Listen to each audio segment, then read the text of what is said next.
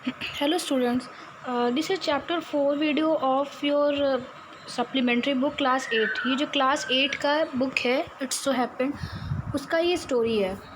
ठीक है, तो इसमें हम चैप्टर 4 को डिस्कस करेंगे। ठीक, चैप्टर 4 क्या है आपका? The tracer with in, the tracer with in. तो इस चैप्टर में जो है वो आप लोगों को दो लोग के बारे में बताया गया है। ठीक है, बिफोर रूड हम देख लेते हैं कि एक इंटरव्यू हो रहा है दो लोगों, मतलब अब इंटरव्यू का तो दो लोग रहेंगे और बातचीत किसके बीच हो रही है? मिस बेला रजा कोई लेडी हैं, मिस बेला रजा एडिटर थी ये, मतलब कि ये जो थी इंटरव्यू लेने वाली थी ना, और इंटरव्यू जो दे रहा था वो कौन था? वो देखिए था mister Hafeez contractor, one of India's leading architect. ठीक है, ये हफीज़ कॉन्स्ट्रक्टर थे जो क्या थे, इंडिया के काफ़ी जाने पहचाने आर्किटेक्ट थे। तो इन्हीं के बारे में पढ़ेंगे कि क्या होता है। तो यहाँ पे लिखा है कि every child is potential achiever and is different from other children in her style of learning. सभी बच्चे एक जैसे नहीं होते, लेकिन सभी बच्चों में कुछ न कुछ ऐसी एबिलिटी होती है जो एक दूसरे से डिफरेंट होते हैं। उनकी लर्निंग स्टाइल भी अलग होती है, उनका इंटरेस्ट अलग होता है।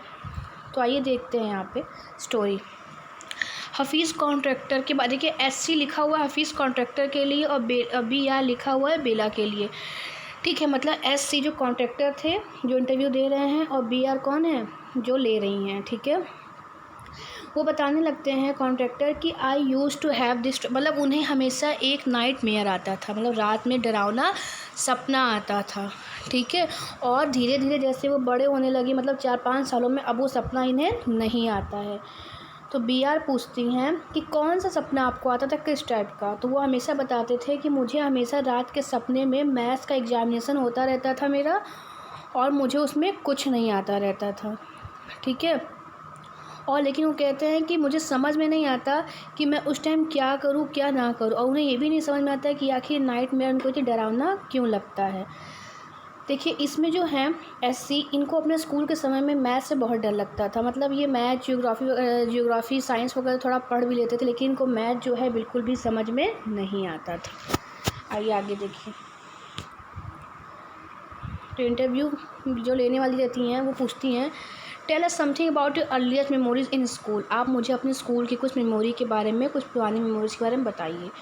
तो SC कहते हैं कॉन्ट्रैक्टर की जब मैं फर्स्ट सेकंड ईयर में था, मतलब सेकंड स्टैंडर्ड में था, तो मैं एक अच्छा बच्चा था, अच्छा स्टूडेंट था, पढ़ने में अच्छा था, लेकिन थर्ड स्टैंडर्ड में पहुँचते पहुँचते मेरा पढ़ाई से मन बिल्कुल हट गया। मैं कभी पढ़ता नहीं था। मेरा इंटरेस्ट कहाँ था? गेम में, रनिंग में, खेलने कूदने में, लोगों प्लेइंग जो, मतलब लोगों का मजाक उड़ाने में, प्रैंक मतलब दूसरों के साथ मजाक करने में, मतलब कि दूसरों के साथ झूठ बोल के मजाक करने में, डराने में। ठीक है, तो I would copy in class, और मैं क्या करता था एग्ज़ाम टाइम में, वो दूसरों बच्चे की कॉपी से जब होता था कॉपी नकल कर लेते थे, मतलब यहाँ पे। ठीक है, और नहीं तो कभी कभी ये क्या करते थे, ये एग्ज़ाम के पहले पेपर का अरेंजमेंट कर लेते थे, उसी से उसकी तैयारी कर लेते थे। ठीक है, लेकिन एक बार की बात है कि उसके बाद एक उनके जो प्रिंसिपल थे स्कूल के, उन्होंने, उनकी कुछ बातें थी जो कुछ समय के लिए उनकी लाइफ को चेंज कर दी थी। कैसे? कि वो अपने ऑफिस में उसको बुलाते हैं। ठीक है, जब वो 11th स्टैंडर्ड में था, प्रिंसिपल उसको बुलाते हैं और कहते हैं कि देखो बेटा, कि मैंने तुम्हें बहुत पहले शुरू से देखा, पहले दिन से तुम एक अच्छे स्टूडेंट हो, लेकिन अब तुम कभी पढ़ते नहीं हो। तो I have taken care of you will till today, मैं आज भी तुम्हारी केयर करता हूँ। ठीक है, और लेकिन मैं ज़्यादा समय तक तुम्हारी केयर नहीं कर पाऊँगा, तुम्हें खुद से इसकी केयर करनी पड़ेगी। वे सिर्फ 5 ही मिनट इनसे बातें करते हैं प्रिंसिपल इनके, और ये बताते हैं कि तुम्हारे फादर नहीं है, तुम्हारी मदर बहुत हार्ड वर्क करती है तुम्हारे पढ़ाने के लिए, तुम्हारे फ़ीस को पे करने के लिए, और तुम्हें कुछ ऐसा करना चाहिए, पढ़ाई से कुछ भी ऐसा करना चाहिए जिससे कि तुम्हारा नाम हो सके। वो बताते हैं कि SC की I used to be a very good sportsman, मैं बहुत ही अच्छा स्पोर्ट्समैन था। ठीक है, और मैं हमेशा, मतलब स्पोर्ट्स मतलब खेल कूद में ये अच्छे थे, और ये सीनियर चैम्पियन बहुत सालों से ये थे, ये किस्में की क्रिकेट के कैप्टन भी थे, मतलब इनको क्रिकेट खेलना भी बहुत अच्छा लगता था। लेकिन प्रिंसिपल की बात को सुनने के बाद ये उस साल किसी भी चैम्पियनशिप में, किसी भी गेम में पार्टिसिपेट नहीं कर पाए थे। आगे देखिए, उसके बाद ये दिन भर क्या करते थे? प्रेयर करते थे, खाते थे, पढ़ते थे, बस यही वो काम करते थे। और उसके बाद उन्होंने SSC का एग्ज़ाम दिया था, उसमें 50% उनका आया था। तो उनके प्रिंसिपल ने उनको बुला के कहा कि बेटा तुमने जो मेहनत करके 50% लाया है यह मेरे लिए 100% के बराबर है, मतलब ये तुम मेरे लिए बहुत ज़्यादा है, ठीक है। सबसे बड़ी प्रॉब्लम उनके साथ ये थी कॉन्ट्रैक्टर के साथ, I did lots of other things see as far as many things are concern I can't remember I forget things. उनके साथ प्रॉब्लम ये थी ना कि वो चीज़ों को बहुत दिन तक याद नहीं रख पाते थे, वो बहुत ही जल्दी चीज़ों को भूल जाते थे, ठीक है। और अगर वो फ़ोटोग्राफ्स देखते रहते थे तो उन्हें चीज़ें याद रहती थी ना। लेकिन अगर जैसे मान लीजिए मैं आपको ये बुक पढ़ा रही हूँ तो यहाँ पर वो किसी चीज़ की फ़ोटोग्राफ देखेंगे तब तो उन्हें याद आ जाएगी बाद में देख के, वरना ऐसे उनको कोई भी चीज़ याद नहीं आती है, ठीक। आगे देखो, फिर ये देखिए यह है ना कि बुक है, इनको भी यही था कि बुक अगर कोई भी हो तो रिमेंबर उसके मैटर को तभी कर पाते जब वो उसके फ़ोटोग्राफ्स को देख पाते थे। फिर बी आर पूछती हैं कि जब तुम स्कूल में थे और इतना बुरा करते थे तो टीचर्स तुम्हें काफ़ी खरी पुल यू अप, मतलब काफ़ी बुरा बोलना, काफ़ी खरी खोटी सुना, जब आप पढ़ते नहीं तो आपकी टीचर बोलती होंगी ना, तो वैसे ही पूछती हैं कि आपको कैसा लगता है जब वो सुनाती थी। तो ऐसे ही बोलते हैं कि मुझे कोई चीज़ फ़ील होता ही नहीं था टीचर के डांटने का, क्योंकि मैं हमेशा खेलने में इंटरेस्ट रहता था, मुझे इन सब चीज़ों में कोई इंटरेस्ट रहता ही नहीं था, ठीक है। आगे देखिए, बी आर बोलती हैं कि when you new that you had incurred the worth of your teacher by not doing homework. जब वो पूछती हैं कि जब तुम्हें पता होता है, जब आपको पता होता था कि आप होमवर्क नहीं करेंगे और काफ़ी टीचर आपके साथ बैडली बिहेव करेंगे, डांटेंगे आपको, तो भी आपको बुरा नहीं लगता था, तो आपके माइंड में क्या आता था? तो ऐसे ही बोलते स्टेट ऑफ माइंड, मेरा माइंड को कुछ फ़र्क ही नहीं पड़ता था, कोई चीज़ फील ही नहीं होती थी, मुझे कुछ बुरा लगता ही नहीं था, क्योंकि मैं सब कुछ सुनने के बाद क्या करता था, बस खेलने चला जाता था, ठीक है। फिर वो पूछती हैं जो इंटरव्यू लेने वाली बी आर कि तुम्हें कभी इनसिक्योर या थ्रेटेड, मतलब डर नहीं लगता था? तो ऐसे ही बोले कि I was just interested in playing, मुझे सिर्फ खेलना अच्छा लगता था, बाकी किसी चीज़ में इंटरेस्ट था ही नहीं, ठीक है। और मुझे बहुत ही फ़नी प्रैंक्स, मतलब किसी का मजाक उड़ाने में बहुत अच्छा लगता था। एक दिन मैं स्टडी नहीं करना चाहता था, सो मैंने क्लास में क्या किया, डिस्ट्रैक्शन किया, ठीक है। फॉर 1 होल और वी प्लेड चोर पुलिस, और उस दिन वो क्या कि पूरे 1 घंटे के लिए चोर पुलिस की पढ़ाई नहीं की है। एवरी सैटरडे ये लोग बोर्डिंग स्कूल में पढ़ते थे, तो एवरी सैटरडे इनको अलाउड था कि वह जाके टाउन घूम सके, मतलब बाहर निकल सके अपने कैंपस से। तो ये लोग क्या करते थे, मूवी देखने जाते थे और लंच वंच नहीं करते थे, सबसे 40-50 रुपीज़ इकट्ठा करके, मतलब कुछ पैसे जो भी सबसे इकट्ठा करके 40-50 स्टूडेंट सब लोग मिलके कहाँ जाते थे, स्टूडियो का कहना मूवी का टिकट खरीदते थे, मूवी देखने जाते थे, और आने के बाद पेट भर के, मतलब दिल खोल के ये खाते थे। I use to be the leader of a gang, मतलब कि क्या अपने जो गैंग था, इनको जो ग्रुप था फ्रेंड का, उसके ये लीडर थे, ठीक है। और जब भी कोई फाइट वगैरह होती थी, सारा प्लान स्ट्रेटजीज इनकी ही होती थी। और वो बता रहे हैं कि मेरा इंटरेस्ट इन्हीं सब में ज़्यादा था, किसी एकेडमिक की अपेक्षा इसी में मैं ज़्यादा इंटरेस्ट लेता था। आगे देखिए स्टूडेंट टू टेक्स्ट में अभी बताते हैं कि जो बच्चे रहते थे वो नेक्स्ट क्लास में मेरी बुक आसानी से यूज़ कर सकते थे, क्योंकि मेरी बुक एकदम ब्रांड न्यू रहती थी। और ये अपनी बुक को कब ओपन करते थे, सिर्फ एग्ज़ाम के 1 दिन पहले ही ओपन करते थे, बाकी दिन तो ओपन होती नहीं थी, इसलिए इनकी बुक एकदम साफ़ सुथरी रहती थी, इसलिए कोई भी चाहे तो इनकी नेक्स्ट इनका बुक यूज़ कर सकता था, ठीक है। आगे देखिए सेकंड है कि फिर बी आर पूछती हैं आप आर्किटेक्चर के फील्ड में कैसे आए? तो बोलते हैं ऐसे कि in the college for architecture nobody who had got below 80%, मतलब कहने का मतलब है कि आर्किटेक्चर के कॉलेज में जाने के लिए, सीखने के लिए मोस्टली परसेंट कितना होना चाहिए, 80 से 85% होना चाहिए, और इनके कितने परसेंट आए थे, सिर्फ 50% ही थे। और तो उनकी आर्मी ज्वाइन करना चाहते थे, उन्होंने एडमिशन भी ले लिया था, लेटर भी आ गया था, लेकिन इनकी आंटी ने उस लेटर को फाड़ दिया। फिर ये डिसाइड किया कि पुलिस फोर्स ज्वाइन करेंगे, तो इनकी मदर ने मना कर दिया, तो उन्होंने कहा कि अपना ग्रेजुएशन करो, पूरा करो। फिर ये जय हिंद कॉलेज बॉम्बे में अपना ग्रेजुएशन करने चले गए। तो वहाँ पे था कि या तो आप फ्रेंच लेके पढ़िए या तो जर्मन लेके पढ़िए। फ्रेंच तो ये बता रहे थे कि फ्रेंच तो मैं 7 ईयर से पढ़ रहा था, लेकिन उस फ्रेंच का 7 वर्ड मतलब कुछ भी मैं नहीं जानता था, इसलिए इसने जर्मन ले लिया इन्होंने। देन माई जर्मन टीचर, उसी टाइम क्या हुआ कि जर्मन टीचर की डेथ हो गई। तो कॉलेज में लोगों ने कहा, इनके फ्रेंड लोगों ने, कि या तो तू अपना जर्मन को चेंज करके फ्रेंच ले लो, या तो कॉलेज दूसरा चेंज कर दो, ठीक है। तो now who good give me admission in another college, फिर उन्होंने सोचा कि अब मुझे दूसरे कॉलेज में एडमिशन कौन देगा, ठीक है। और जय हिंद में भी उनका जो एडमिशन हुआ था बाय इन्फ्लुएंस, मतलब किसी के सोर्स फोर्स से हुआ था, इसलिए उन्होंने सोचा कि ये फ्रेंच ही ले लेंगे और उन्होंने फ्रेंच सीखना स्टार्ट कर दिया। ये फ्रेंच किससे सीखते थे? अपनी कज़िन से सीखते थे, जो क्या थी, एक आर्किटेक्ट की वाइफ थी। और वह प्रतिदिन में मतलब हर दिन या जब भी उन्हें समय मिलता था तो वो आर्किटेक्ट के ऑफिस में जाते थे और फ्रेंच सीखते थे। फिर बी आर पूछती हैं, was it then do you decide you wanted to architecture, और कब आपने डिसाइड किया कि वो आप आर्किटेक्चर करेंगे? तो बताते हैं ऐसी जो कॉन्ट्रैक्टर होते हैं कि actually it all happened quite by chance, actually ये जो कुछ भी हुआ वह चांस से हुआ, ठीक है। एक बार की बात बताते हैं कि बड़े आर्किटेक्ट के ऑफिस में थे, वहाँ पे कोई एक व्यक्ति था जो विंडो का ड्राइंग बना रहा था ना, और वो काफ़ी एडवांस ड्राइंग बना रहा था, लेकिन मैं उसको देखते ही बता दिया कि हिज ड्राइंग वॉज रॉन्ग, कि उसकी जो ड्राइंग है वो रॉन्ग है, ठीक है। जो विंडो वो बनाया है वो ओपन होगी ही नहीं, मतलब पेज पे बना रहे थे ना उसका पहले फिगर, ठीक है। तो वो बताया कि जिस तरह से आप विंडो बना रहे हैं रियल में बनाने के बाद वो ओपन होगी नहीं। फिर उस आदमी ने इनसे बेट लगा लिया और बाद में डिसाइड हुआ कि हाँ वह व्यक्ति गलत था। फिर मेरे जो कज़िन, जिनकी कज़िन थी, उनके हस्बैंड काफ़ी सरप्राइज हो गए कि इसे कैसे पता। फिर वो इमीडिएटली उसको अपने पास बुलाते हैं और आर्ट के बारे में कुछ पूछते हैं और उसे घर डिज़ाइन करने के लिए देते हैं पेपर पे, ठीक है। फिर वो बताते हैं कि मैंने डिज़ाइन कर दिया। इसके बाद उन्होंने मुझसे कहा, वो काफ़ी खुश हो गए, उन्होंने मुझसे कहा कि सब कुछ छोड़ के आर्किटेक्चर ज्वाइन कर लो। उसके बाद ये लोग प्रिंसिपल से मिलने कॉलेज गए। प्रिंसिपल ने वार्न किया कि हाँ मैं तुम्हें अलाउ करूँगा इंट्रेंस एग्ज़ाम में बैठने के लिए, लेकिन अगर तुमने अच्छा नहीं किया तो मैं तुम्हें एग्ज़ाम में मतलब आगे तुम्हें बढ़ने के लिए अलाउ नहीं करूँगा।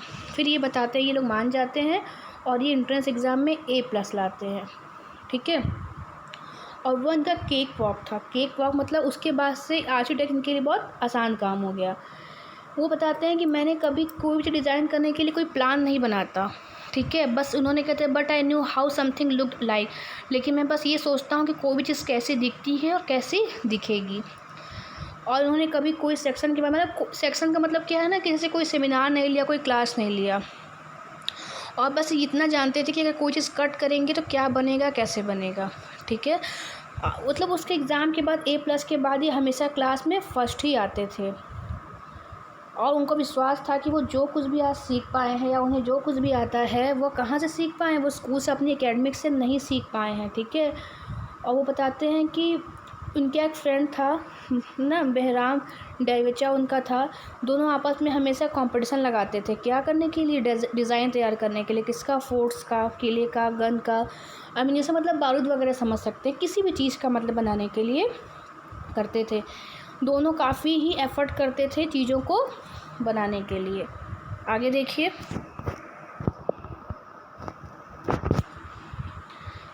फिर क्या है कि इन स्कूल, और स्कूल में बताते जब वो 2nd-3rd स्टैंडर्ड में थे तो उनके एक टीचर ने, एक मिसेस गुप्ता थी, उन्होंने उससे कहा था कि मेरा स्केच देख कर ड्राइंग का, वैसे तो तुम यूज़लेस हो सभी सब्जेक्ट में सभी तरह से, लेकिन तुम्हारी ड्राइंग देख के लगता है कि तुम अपने फ्यूचर में ज़रूर कुछ बनोगे, तुम ज़रूर ही आर्किटेक्ट बनोगे। और उस टाइम तो मैं जानता भी नहीं था कि आर्किटेक्ट क्या होता है, लेकिन आज ये समय है कि मैं बन गया हूँ। और जब मैं आर्किटेक्ट बना तो मैं उनसे जाके मिला और उनसे बताया था कि हाँ मैं आर्किटेक्ट बन चुका हूँ।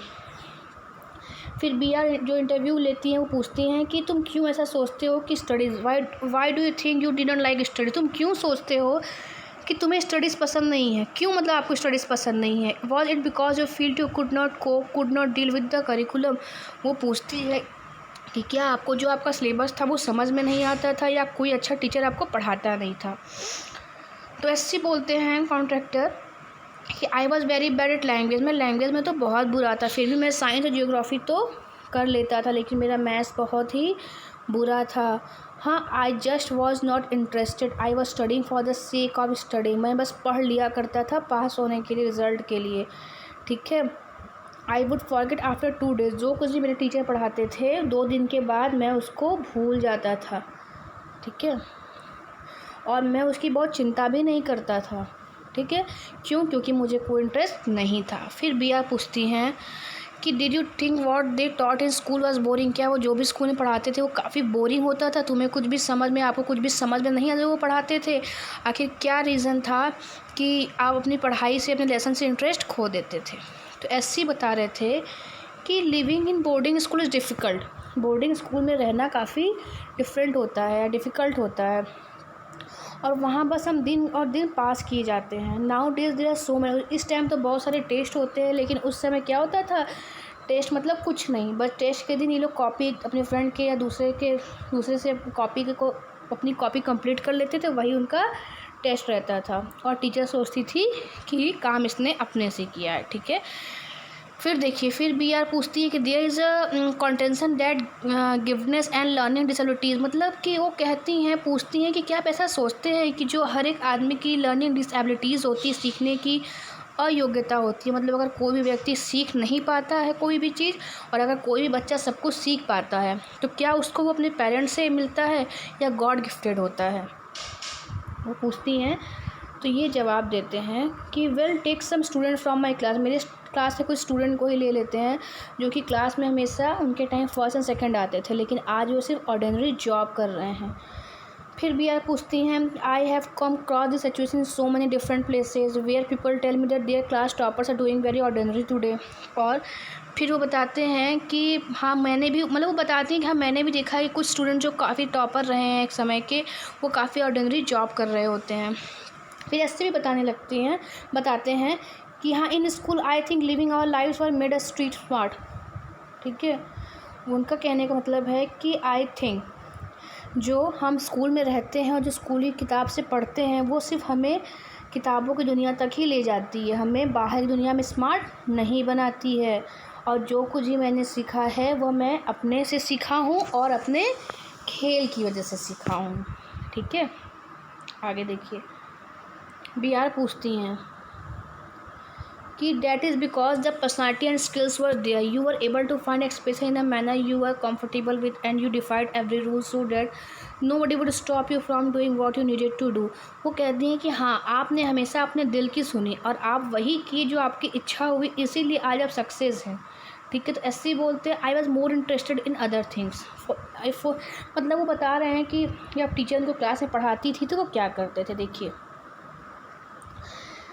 जैसे कि मान लीजिए क्लास में टीचर पढ़ा रही है, उसी समय अगर बरसात होने लगती थी तो ये बाहर बरसात को देख के सोचते थे कि अगर वो एक डैम बना दें ना, एक बांध बना दे, तो वहाँ पे पानी कैसे ब्लॉक होगा, कैसे वहाँ पानी रुक जाएगा ना, और कैसे डैम प्रेशर करके अपने उस वाटर को बाहर नहीं जाने देगा, कैसे जो डैम है उस वाटर को पकड़ के रखेगा। तो इसी में उनका पूरा इंटरेस्ट पूरा दिन बीत जाता था। और वो ये भी बताते हैं कि जब स्टूडेंट्स का जो बटन टूट जाता था फाइटिंग में, रनिंग में, तो वो इसको क्या करते थे, चॉक करना मतलब लगा देते थे उसको। ठीक है, डिसिप्लिन, स्कूल में डिसिप्लिन बहुत ही इंपॉर्टेंट रहता था, और जब तक कि रात का डिनर नहीं हो जाता था तब तक सभी बच्चों को फुल मतलब पूरी तरह से नीट एंड क्लीन यूनिफॉर्म पहनना होता था। ठीक है, और उसके बाद ही मैटर नहीं करता था कि आप क्या पहनते हो। फिर बी आर पूछती हैं कि coming to the present how to decide as to what kind of structure you want to give a client. फिर पूछती हैं कि आज तुम कैसे डिसाइड करते हो कि जो आपका क्लाइंट है, जो आपका कस्टमर आया, उसे कैसा डिज़ाइन पसंद आया, कैसा स्ट्रक्चर पसंद आएगा। ऐसे ही बताते हैं कि मैं जो भी कस्टमर आता है, क्लाइंट आता है, उसके फेस पे देखता हूँ, उसके कपड़े पहनने का तरीका देखता हूँ, उससे बात करता हूँ, उसकी प्रोनाउंसिएशन जो वर्ड्स की होती है वो देखता हूँ, कैसे खाता है, कैसे बैठता है, क्या उसके टेस्ट है, उसके अकॉर्डिंग मैं समझ जाता हूँ उसकी इच्छा को, और फिर उसके बाद मैं जो भी स्केच बनाता हूँ पेपर पे वो उसको पसंद आता है। बी आर पूछती हैं कि यू डू इट इंस्टिंक्टिवली मतलब नेचुरली, कोई चीज़ ट्रेनिंग नहीं होती। इंस्टिंक्टिवली मतलब होता है बिना ट्रेनिंग के अचानक से नेचुरली कोई चीज़ माइंड में आ जाना। ठीक, आगे देखिए, फिर देखिए ऐसे बोलते हैं कि call it instinct, call it arithmetic, या तो आप इंस्ट्रिक्ट बोलिए या तो अर्थमेटिक बोलिए, जो भी बोलिए। ठीक है, लेकिन जो भी है अब ये मैथमेटिक्स से ही आता है। क्यों मैथमेटिक्स से आता है? क्योंकि आर्किटेक्ट थे, जो भी डिज़ाइन बनाते थे वह एक तरह से मैथ ही होता था ना। जैसे देखिए घर बनाना है तो ये भी तो डिसाइड करेंगे ना कि कितनी लंबाई कितनी होगी, चौड़ाई कितनी होगी, है ना। तो एक तरह से उसका मैथ ही होता था, लेंथ एंड जो ब्रेथ होता था। ठीक है। Putting design, construction, psychology and sociology, मतलब हर एक तरह से ये हर एक सब्जेक्ट को अपने बिजनेस में ये इन्वॉल्व किए होते हैं और सब एक साथ मिला के ये अपने स्केच को रेडी करते हैं और रेडी करने के बाद ये मैथमेटिक्स की तरह ही हो जाता है। ठीक है। फिर ये यहाँ लिखा है कि here we almost come to a full circle where mister contractor has derived his own interpretation of mathematics. इस प्रकार हम देखते हैं कि किस तरह से मिस्टर कॉन्ट्रैक्टर ने अपना बताया कि किस तरह से इनको मैथ में इंटरेस्ट नहीं था, लेकिन आज जो बिज़नेस करते हैं वो पूरी तरह से मैथमेटिक्स पे ही डिपेंड है। जबकि वो सब्जेक्ट था तो वो हेट करते थे, लेकिन आज उनके बिजनेस में शामिल हो गया तो एक तरह से वो मैथ से ही जुड़ गए। ओके बेटा, तो बस ये चैप्टर में इतना ही था। ये चैप्टर यहाँ पे कंप्लीट हुआ। नेक्स्ट वीडियो में हम लोग क्वेश्चन आंसर या एक्सरसाइज डिस्कस करेंगे। Okay, thank you.